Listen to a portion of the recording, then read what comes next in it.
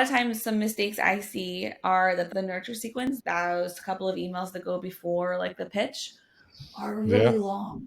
They're really long, like weeks or months long. And that just keeps your lead in this cycle of consuming free stuff. And just that's like how they expect to interact with you, right? You're not really setting yourself up as a business when you do things like that, as a business who's open for business, right? So looking at that nurture sequence and being like, can I actually shorten this? Because a lot of times when our leads come into our email list and they go into our funnel, they're like actively looking to solve a pain point. So by keeping them in that cycle of like just value all the time, they're not really doing anything with it, right? Not like giving them the skills and the tools to move forward. So look at that nurture sequence. See, like, is it too long? Something else you can do is look at like the click rate. So are they actually clicking over to the sales page? So if your sales page converts at, let's say, 50%, are you getting enough clicks to the sales page so that when it does convert at 50%, you're actually getting the results that you want? So reverse engineer those numbers and look at what's actually going on and be realistic and understand your numbers.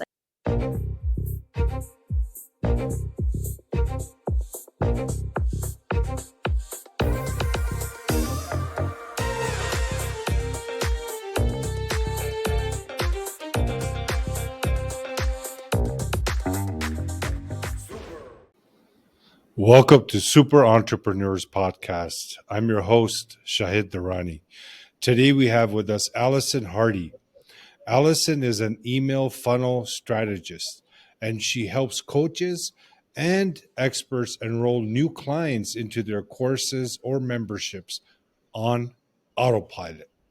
Thank you so much for coming on our show, Allison. Oh, I'm so excited to be here. Thank you for having me. Oh, it's my pleasure. So, were you in marketing entire time, or was this a transition? No, I taught college level art for about 10 years. I had the dream job. I had the fancy office, the tenure track position. And then in a minute, I was laid off. I was 6 months pregnant when I got laid off with my first. And I needed to make money really fast. And the good thing I had going for myself was that I had worked in galleries for a really long time. I worked in private galleries and university galleries and art galleries. Sorry, I wasn't clear on that. Art galleries. And I had marketing experience from that. So I took those skills, turned it into an online business, and here we are. Well, that's great. See, you learn by experience. You were put in that situation not by choice, but you found a solution. Yes. Yes. Can you share some strategies or tools you have found in your journey to be effective for automations of leads and sales? Yeah. So from my perspective with all things is how can we make our business run for us instead of the other way around, Yes. right? We need to make sure that our Mhm. business actually works for us, that it actually fits into our lives. And so me and for a lot of my clients, we need to introduce automation. My clients have a lot of life going on. They usually are moms or parents, and they didn't really start a business to like make themselves have another job. They started a business to have more freedom. So, what I'm a big fan of and what I teach and what I have going on in my business is automated lead generation and automated sales. And so, what that looks is there's some sort of lead generator that gets people onto your email list. And then from there, you can send them through email funnel that develops like a trust factor that establishes you as like the authority in the space to help them solve the pain point that you solve, and then offers them an opportunity to work with you to solve that pain point. So for everyone, it looks a little different, but like some examples of some lead generators could be Facebook or Instagram ads or Google ads or Pinterest, or maybe you have a really killer Instagram story strategy. There's something though that's working all the time to get those people onto your email list. Mhm. Do you recommend giving away something like a lead magnet? Yeah, I'm a big fan of lead magnets. I think that they, when done correctly, can really establish you as the authority in the space, really help to give your lead a quick win, and also to be a really easy segue into the sales conversation. Because I think it can be a great way to provide value to prove to someone who you've never met before that you actually do you know what you're talking about? And then it creates a lot of trust in you and your brand when you can help them. And then from Mm, there, I think that it's also really important that, yes, while it is great to give away some content, it's also really important to hold some content back. And so having things inside of your funnel that are paid, I think are a great strategy because they help to create that culture of selling and that culture of buying, and also lets your lead know, hey, this person's open for business. Let's like buy things from them because they're an actual business, instead of like this. A lot of people get on this like value train. Oh, I just want to be heart centered and I want to give a lot of value. Like, it's too much. The best way that you can help someone is by offering them an opportunity to buy something from you, because when they buy something from you, they show up, they do the work because they have skin in the game. And so those can be at different levels. But I do think it's important to have things inside of your funnel that folks can buy. mm. Yeah, I live by that. Like with the show, every day we're publishing episodes to add value. It Right? feels really good to give, but there's a line where someone has to have some skin in the game to get the results, because there's ample amount of value available online anywhere you look. But if you Right. don't have the proper guidance or the direction how to use that information, you're just going into a loop. Yes. Yes. And I think it's a slippery slope that a lot of people find themselves Mm, on. They have this mindset that, oh, if I just give away all a bunch of stuff, a whole bunch of free value, like, of course they're going to buy from you. No, like, that's probably not the case. It was a couple of years ago. Marketing has evolved, the online space has evolved. And I think that there is some stuff that you shouldn't give away for free anymore. And that's where mm, having a really strong content strategy, but also like a client ladder to help them to move through different steps with you, is really important. mm. So, anyone in business, what could they do immediately to look at their current systems to see any areas of improvements or any aspect of their funnel that they can start looking at to see if there's room for improvement? Yeah. So ask yourself, like, is it working? Is it helping me to hit my goals? And if it's not, it's time to try something different. So a lot of times some mistakes I see are that the nurture sequence, those couple of emails that go before like the pitch, are Yeah. really long. They're really long, like weeks or months long. And that just keeps your lead in this cycle of consuming free stuff. And just that's like how they expect to interact with you, right? You're not really setting yourself up as a business when you do things like that, as a business who's open for business, right? So looking at that nurture sequence and being like, can I actually shorten this? Because a lot of times when our leads come onto our into our email list and they go into our funnel, they're like actively looking to solve a pain point. So by keeping them in that cycle of like just value all the time, they're not really doing anything with it, right? Not like giving them the skills and the tools to move forward. So look at that nurture sequence. See, like, is it too long? Something else you can do is look at like the click rate. So are they actually clicking over to the sales page? So if your sales page converts at, let's say, 50%, are you getting enough clicks to the sales page so that when it does convert at 50%, you're actually getting the results that you want?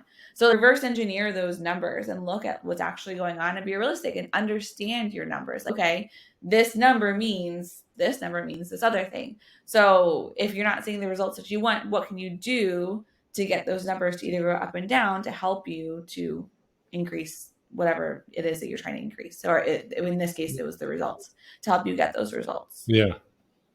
It's a good practice to reverse engineer what the results are saying to find out where that improvement is. Absolutely. Yes. And giving yourself the space and the time to actually understand your numbers. Because we can look at like open rates and that's great. Like, that's an open rate. Like, what is the point of that? What does that number Yeah. signify? And so when you look at, if your open rate is hovering around 40, 60% of the people that get that email aren't opening it. And just knowing that, okay, so that's the thing there. That's like what I understand and that's what I know about this.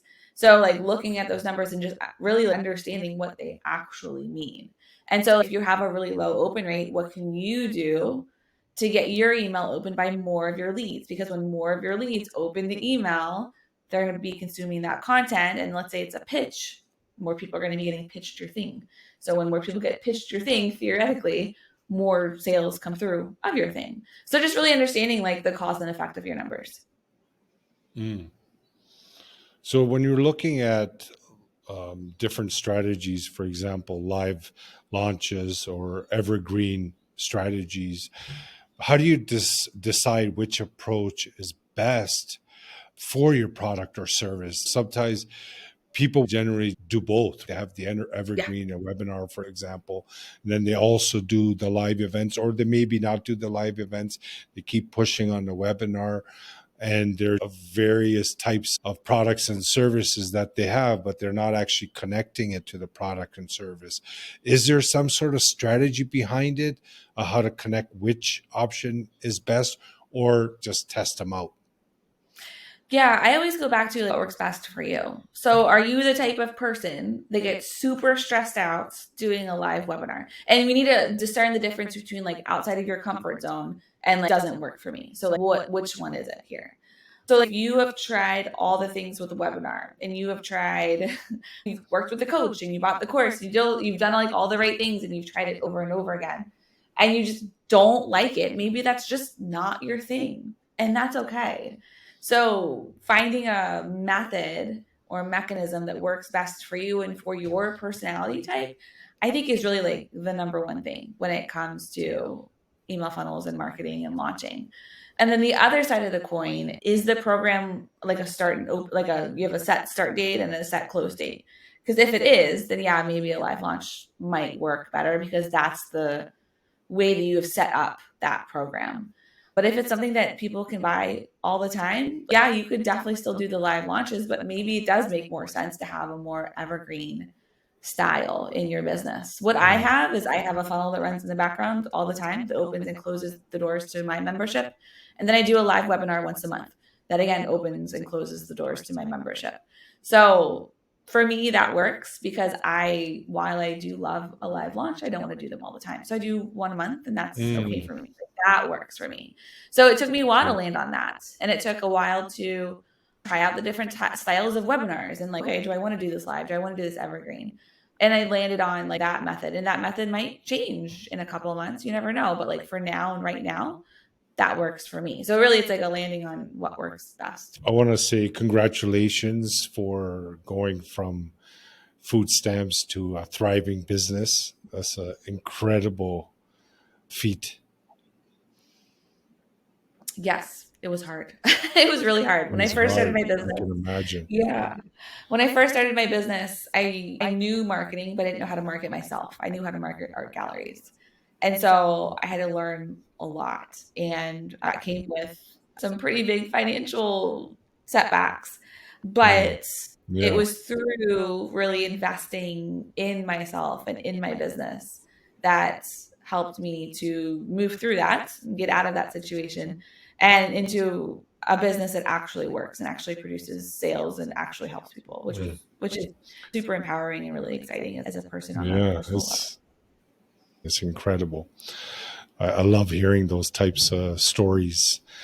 When you were going from that state Mm-hmm. to creating a thriving business, you realize that automation is the key.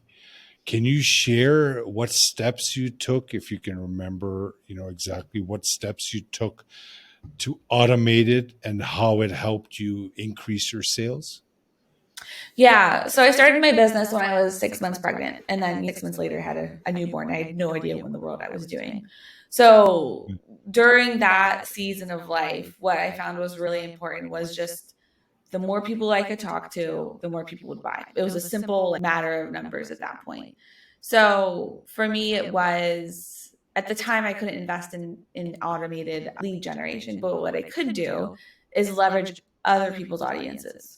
So I have a lot of online friends. Like I have like, a lot of connections online, and I love that about the online space is that we're not really limited by like location. Yeah. So I would ask my friends like, "Hey, can I do an Instagram live with you? Or can we do a lead magnet swap or something?" And so like that's how I started to dip into not necessarily automation, but like more bang for my buck.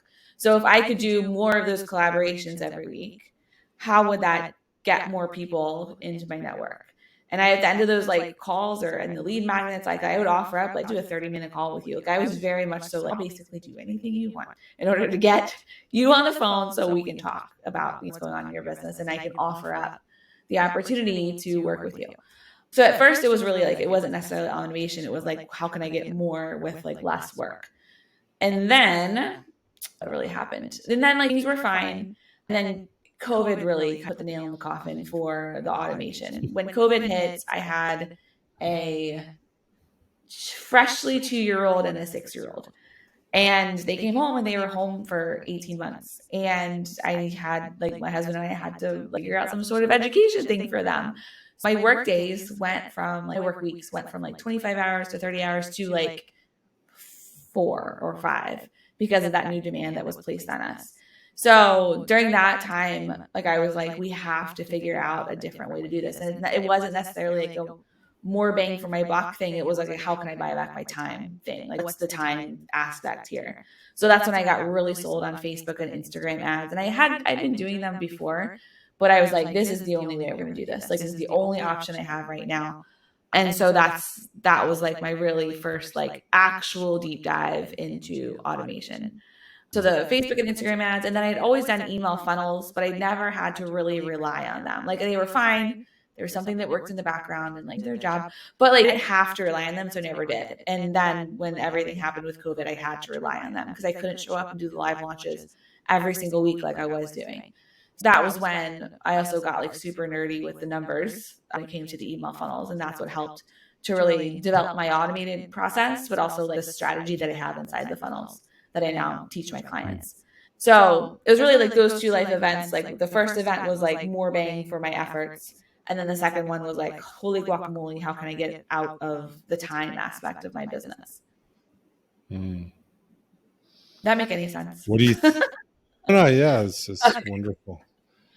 You have no idea what's going to happen in the future, but you just look back and you see how everything transpired into what it is today. Sometimes it's an eye opener how things shifted, how it happened. And when you talk about this, when you talk about your journey, it must bring back some emotions from that time when you were unknown. Like unknown is scary. You didn't know, Yeah. and you made it happen. Did you work on your mindset as well at that time, or before Yes. that, or after? Mm. Yes. So mindset, I can say in the past, mindset, I feel like always interjects itself in everything we do. But when I first started my business, I was definitely in a very like scarcity mindset. I had no money. I had no idea what I was doing. And like we were in the thick of it. Like my husband and I were like in the thick of it. So during that time, it was really important for us to be able to like, pinpoint our lack or scarcity actions, right? Because our thoughts inform the actions. So once we were able to pinpoint the actions and how we were living in scarcity mindsets and the actions we had as a result of that, it was easier to like pinpoint than like the thoughts that we were having. So when we were able to like Good. actually call those out, like I was able to look at Tier, my husband, and be like, that is like point it out and be That's like, it. that's You became aware of them. yes. So like awareness, I think of exactly what you just said. I think of awareness a lot of times as like one of the major driving points for my mindset work. And then now I was like then, and of course like we continue that journey, but now I think really it's the same thing just on a different level, right? Because as you grow, you just get a new, what is that saying? New level, Yeah. new devil, right? So it's Yeah. I think it's the same thing, but it's just manifests itself differently. So now I have like a It's a team level. and like we're scaling, we're not necessarily growing anymore. So like what's that next level? And it's the same things, just different manifestations of it. So like more thoughts about the team and investing in the business and other things. And it's just a different level of it. So I think when you can Yeah. really pinpoint the actions and be able to call it out and be like, this is that, it helps you to then be like, okay, why is this the way I'm acting? Why is this the thing that's going on in my Yes. head? And also Yeah. like looking at results, right? Because before I wasn't really Mhm. having results. I was so new. But when you start to grow the business and you shift from growing to scaling, being like, okay, we did that live launch and like results weren't so great. So let's look back at it, and being able to do that without it meaning a lot about your worth is also really helpful. When you can disconnect from that and just look at it as like numbers, then it allows you to be like, okay, this is what's going on. Why did this action happen? Okay, this is what I was thinking. So you can go from numbers to backwards to the action to the thought. Yeah, and that's a key point there. The awareness, the energy that we put into our business or even our actions has a lot to do with the quality of results that we produce. If we have the lack feelings and we're taking the action, we're just frustrated. Say, well, Yeah. I know it's not going to work. It's not going to work. I know that's not going to work. So when you're going in with that energy, I just found the outcome to be very much predictable. I talked to a lot of people, and I'm not sure if I ever heard anyone that said when they went in with that kind of energy that the results were just amazing. I think it's that the energy that you put into it, the vibration that you go into what you're doing, it shifts what is coming back to you. Absolutely. And what is that? Is it confirmation bias? Like you're looking to prove yourself right. So like you go into something thinking this is going to suck. I'm not going to get any results. And yeah, it's going to suck. You're not going to get any results. Yeah. Like, Yeah. yep. Yeah. You make it what it Um, is. And then yeah. you became aware.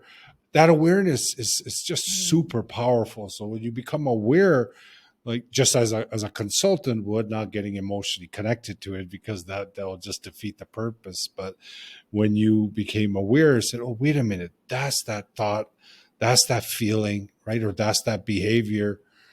And you just look at it, so just with the eye of an awareness, not trying to figure it out, but you would, but just initially you're just becoming aware. Just by doing that, you realize so much. It's like it opens up your eyes to realize that, wait a minute, I just have to shift this and I can feel different. You know what I mean? Like it brings that clarity that what's going on Yeah. within. Yeah. I used to have a coach whenever I would say something that was like scarcity mindset. She'd be like, huh, that's Hmm. interesting. And as soon as she said that, I'd be like, ah, Yeah. you called me out of it. Yeah. What she That's a was good way. trying to get me Yeah. to do was to zoom out and being able to look at it from a place of no judgment, of just like observation of, Yes. that's Yes. That's interesting. it. Because Yeah. when you're out of it, what's the expression? You can't see the forest for the trees. When you're in it, it's really hard to see Yeah. it. But if you can just zoom Really hard out, to see it. yeah, it helps you to actually see what's going on instead of being looking at it from a really emotional place. It's like getting a bird's eye view. So, Allison, what does it look like, for example, if you're working with a coach and they come to you and they're not getting that many leads, they're doing okay, they're spending hours on Clubhouse, for example, they're posting consistently, they're doing everything right, but they're not getting enough calls booked. I'm just Yeah. describing a very typical dynamics for a coaching professional. They're doing everything, they're adding the value, as you mentioned, but they're not getting enough people in front of them. What is the immediate thing that you can recommend they do to start meeting people to see if they can serve them?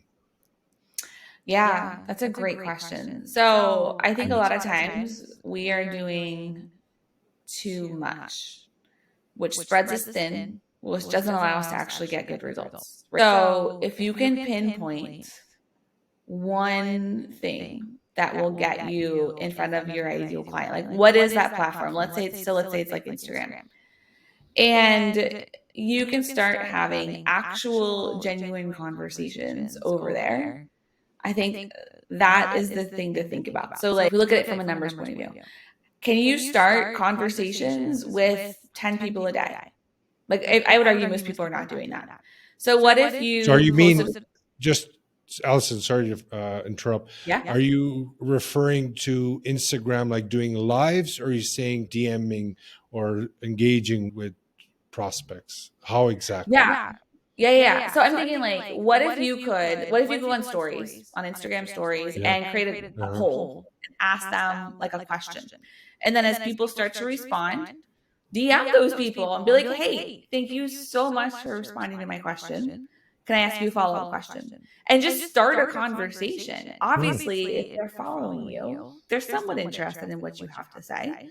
And if you could just start that conversation, ask them more questions about it, I would argue what I have seen 9 times out of 10 is that conversation eventually shifts over into them saying something like, I've been watching you for a while and I've been thinking about working with you. Like, always like the reason why they're watching you, right? So Mhm. if you can just start to engage with those folks who are Mm. already in your network, I think that is just a really powerful tool. And yes, it requires you to be a little scrappy, but like you want to hit different goals, you have to do something differently. And so that would be, I would think, one of the maybe fastest like Good. ways to get through that. Instead of building out, like if you have a funnel, that's great and awesome, but a funnel takes time. So while you're building that funnel, like maybe it's time to just start having some conversations over in the DMs on Instagram or wherever that is for you. You know, it's just like a really specific Yeah. example.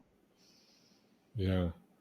What would you do with a person like that if they came to you? What are the steps that you would take with them? Yeah, to get the coach, the person who's having this pain point, if they came in, Yeah, yeah. like how would you help them with your services? Yeah, so what we would do is figure out some sort of strategy for that like live approach. So whether it's the DM strategy or something else, right? Having that sort of live active work.